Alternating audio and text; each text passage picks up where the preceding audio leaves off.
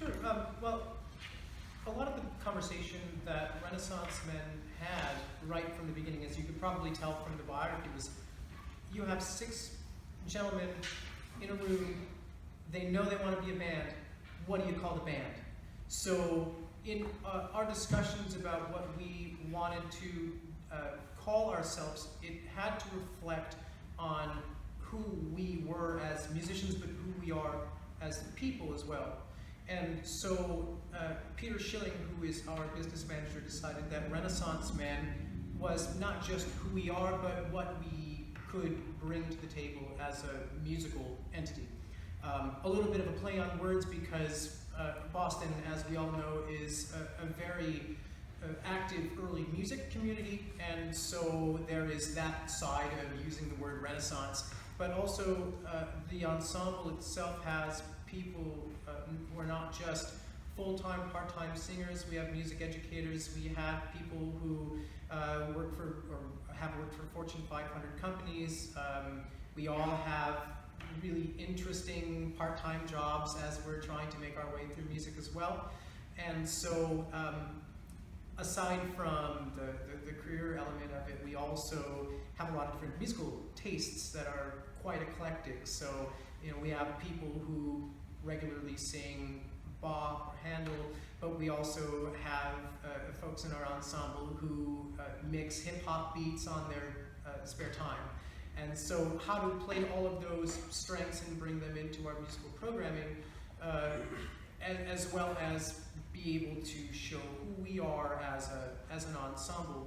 So Ren Men was just sort of a shortened version of Renaissance Men. And we took that shortened version and were able to put that through wordplay and through, I think a lot of it was just our own fun, trying to find our way to incorporate that term into everything that we did for the branding of the ensemble.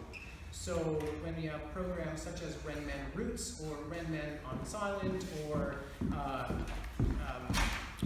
Ren Men 1965, for example, the program that you heard in the biography, we were then able to use Ren Men as the anchor point away from the programming, and we also put it into all of the logos, the imagery, the visual identity, the social media campaigns that we launched. We were able to then identify ourselves as Ren Men something. So like anywhere that we went, we were fully identified by this one term. And through that, I think maybe because of the way that it rolls off the tongue, or that it's really fun to say Ren Men, it was now a part of wherever we go and somebody recognizes us somewhere and they say, oh, that is Ren Men. And so something that is quick off the tongue, something that is easy to capture, something that's easy to remember, but is then also reflective of the organization itself. I think that is a pretty effective way to start the conversation about branding. It's not really just about what it looks like, but does it reflect who you are as an entity, I suppose.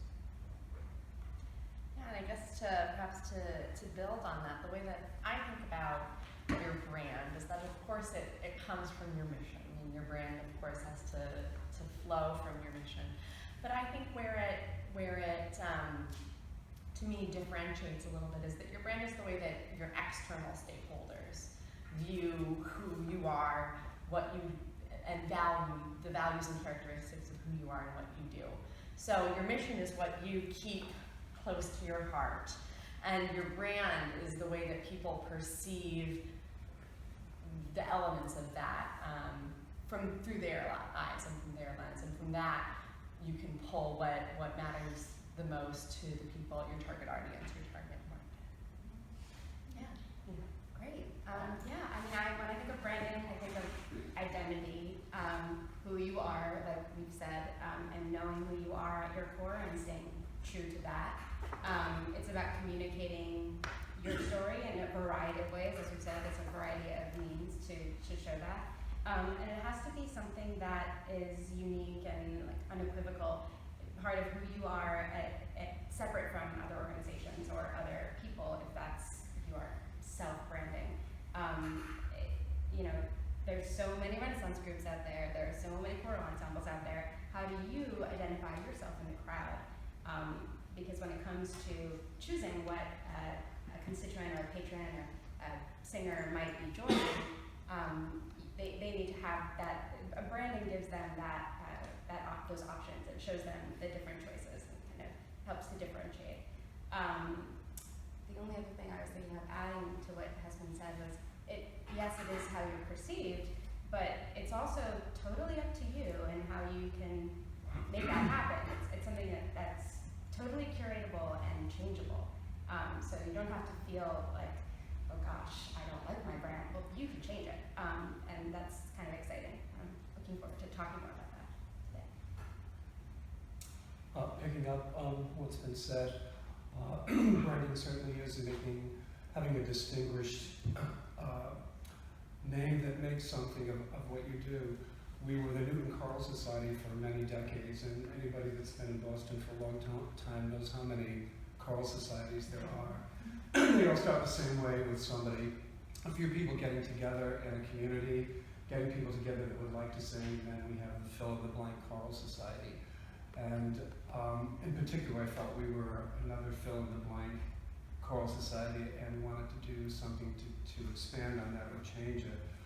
Also, it almost became a necessity for us because about 8 or 9 years into our existence, another chorus in Newton came into existence called the Newton Community Chorus. And even people that I've been friends with for 20, 25 years, they'll say, oh, you're having a concert next week? No, that's the other group. So we just felt that we had to really make a change, and there'll be more background on